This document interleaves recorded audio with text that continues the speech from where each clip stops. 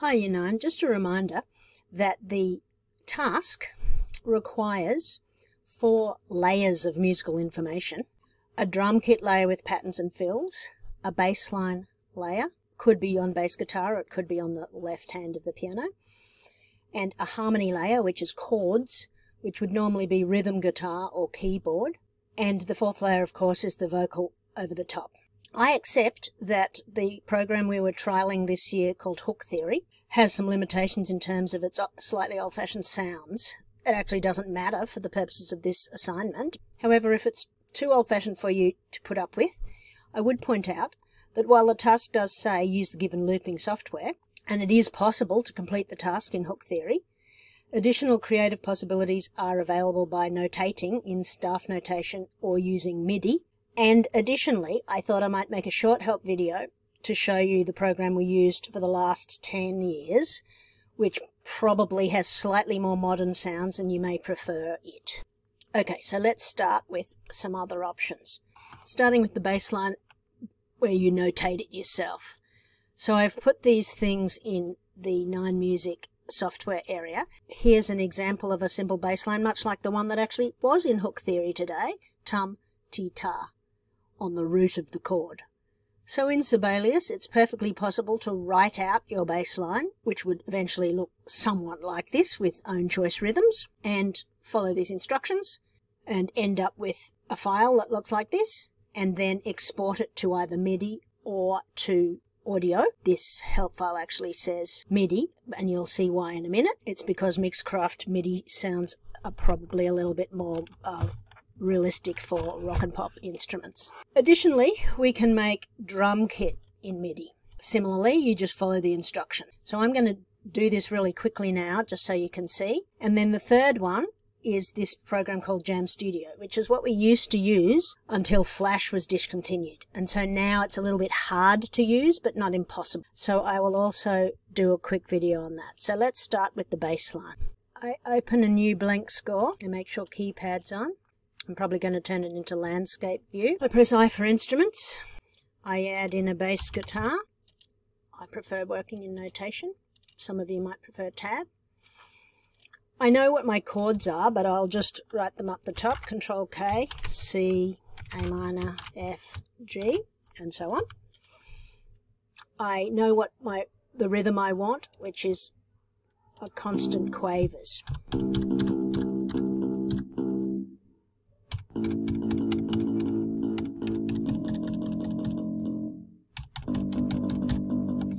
So I put that in really quickly by using the letter names on the keyboard.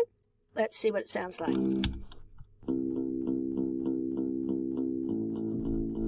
You'll recall what I was talking about tempo. Sibelius defaults to 100, so if you want a different tempo, you'll need to ensure you put it in. Control-Alt-T is tempo. Crotchet equals and whatever you want. So I'm going to save this file. I'm just going to call it bassline 1. And now I want to export it. So in the File menu, you can export to either audio or to MIDI. I'm going to do both. And I'm also going to export to MIDI, so you can see the difference. Bassline mid, going into the same folder. So in my MIXcrtaft project, let's look at the difference between these two files. I'm going to add a sound file. I vaguely recall my project was at 120. Sounds alright. Sounds reasonably like a bass line. There's a couple of problems with this file. If you really super zoom in, you can see there's silence at the start. So quite often what we do in this case is go in here and do a massive zoom and just get the loop to begin right at the start. And in order to get fine-grained editing, I need to chop off the silence. Also, this loop had a whole pile of silence at the end. So now that I've chopped up the start, it should be exactly 4 bars long. So I should be able to slice it to here and right-click Mix to New Clip, and I've got a little bassline loop that I can loop like this.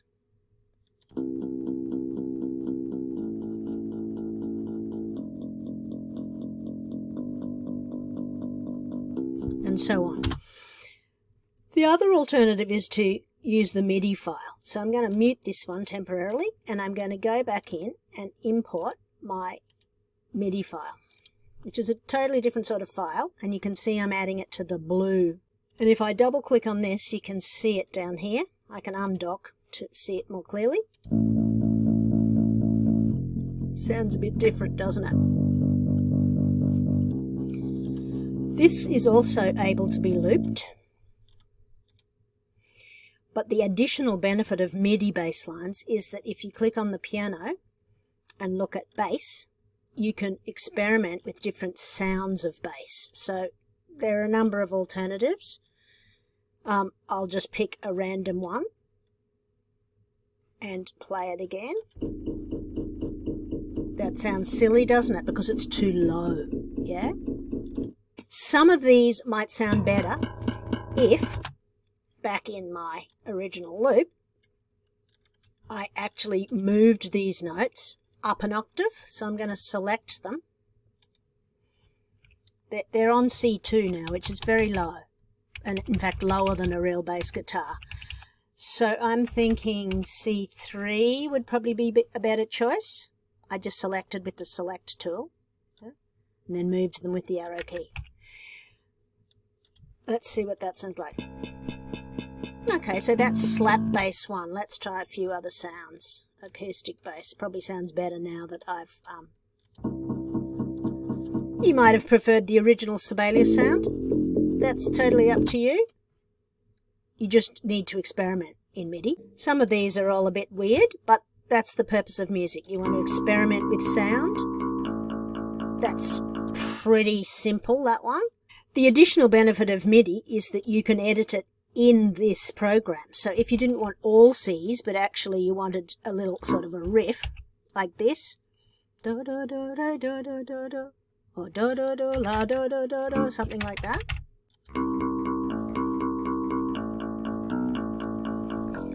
And so on. Yeah, so the advantage of MIDI is that you can look at it in score mode, and you can also edit it in MIDI mode. So once you've made it, roughed it out in Sibelius, you can do further editing. Whereas when you're using the audio file from Sibelius, once you've done it, you've done it. So if you wanted to change it, you'd have to go back into Sibelius and change the notes, yeah? And then re-export and then re-import. So there's benefits to both, because sometimes Sibelius sounds are better than MIDI sounds, and sometimes it's the other way around. Let's look at the next one, which is drum kit MIDI editing. This also requires you to use a MIDI track. Remember I said they're the blue ones? I might put in a new virtual instrument track so I can make my drum part. You just double click on it and it opens a blank MIDI. And you can see here when I start, if I choose a crotchet and I choose the pencil, I can make notes, yeah? So I could have written my bass line this way as well. But if I choose a drum kit in here, percussion drum kits, there are a range of alternatives in this list. So I might pick a standard kit to start with, but as before, you can listen to them all and decide which ones you prefer. Once I do that, the MIDI file, as you can see, turns into drums. So when I undock it, I can make a basic drum pattern by actually reading these things. And I'm looking for a closed hi-hat. Oh, snare drum 1, that's probably good. And I might have some quavers and put some closed hi-hat quavers in. I'm showing you just the absolute basic approach. Basic drum kit pattern, yeah? So you can make your own patterns and fills like that. So if I go back out, there's my little kit pattern, and I can also loop that perfectly easily. And so I can build up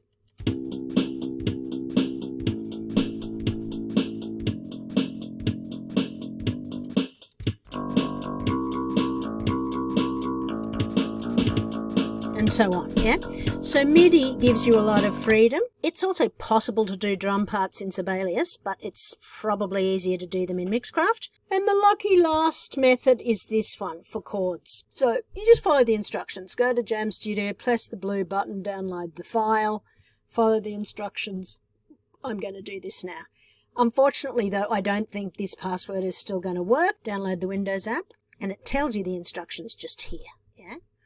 So you copy this, then you go down and you open the file that you just downloaded, go into File Open, paste this in, and say OK, and then this program will open.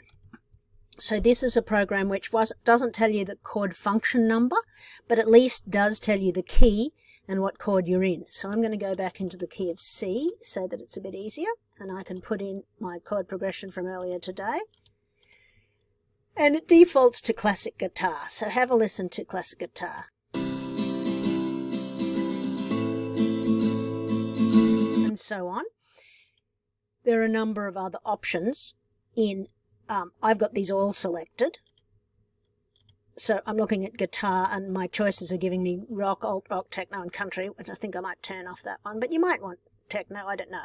So here's one, guitar mellow.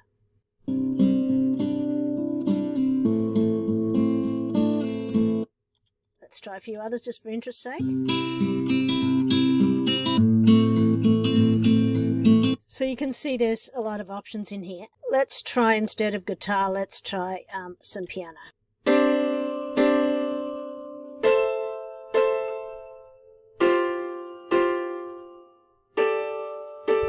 Let's listen to another one.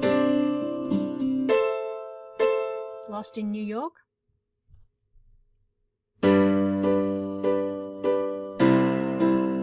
Very simple one. Just crotchets and a root bass line.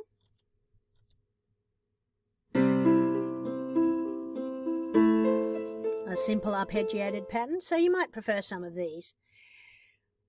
I would only use this program just for the harmony layer, yeah, the piano and the guitar, or the guitar layer. So once you've got a password, you get the all access part, and that's really what you want, because then I can do my MP3 mix, lull, and I'm going to put C, A minor, F, G, just so I know what it is. I press OK. There's a link here. I copy it. Then I go back into my browser and I paste this link into the browser. And then I download this MP3, which will end up in my downloads folder, which is annoying because I'm going to have to cut it and move it back over into where I want it to live. And now back in MIXcrtaft, I can import this into an audio track. Unfortunately, it didn't retain the name that I'd originally given it, so I recommend fixing that problem, yeah? So back in MIXcrtaft, I'm going to import that. Otherwise, you'll get a whole pile of things which are useless. Okay, so one of the problems with the old system was when you're bringing in audio files from different locations, they often are not in synchronization with the other layers. And this was particularly true of things exported from Sibelius as well as from this JamStudio program. And it's this same issue. I just double-clicked on it so I could get into the sound editor tab. It's because they start with a bit of silence. And I think they do it on purpose. But what we have to do is get the snap off and gently drag the start of the loop so that it's not starting with silence. And then up here we keep snap on and we make sure the loop's really beginning at the start of a bar. However, we've still got this tempo issue. So if we pop back into my project, you'll notice that my original tempo was at 100 and my project tempo is at 120. And so this is the wrong size. If I put the metronome marker in playback and just solo this line from here, you'll hear that it's not in time with the metronome. Completely wrong, yeah? It's a lot slower. So you might say, how can I fix this problem? I can say use project tempo. That might solve the problem. Okay, I think I did solve it. Beauty. It's perfectly in time with the metronome. And once you've got it nice and organized, you can right-click Mix to New Clip, and then after that you can loop it. So now theoretically, all of these things that I have made, well, actually be in synchronization with each other, yeah? Obviously I wouldn't want two lots of bass line, so let's just try muting those ones and see if Sibelius and JamStudio. This one's too loud. Can't hear the bass line. There it is there. Just... oh. Go back here. And so on. And then if I take my drum pattern off,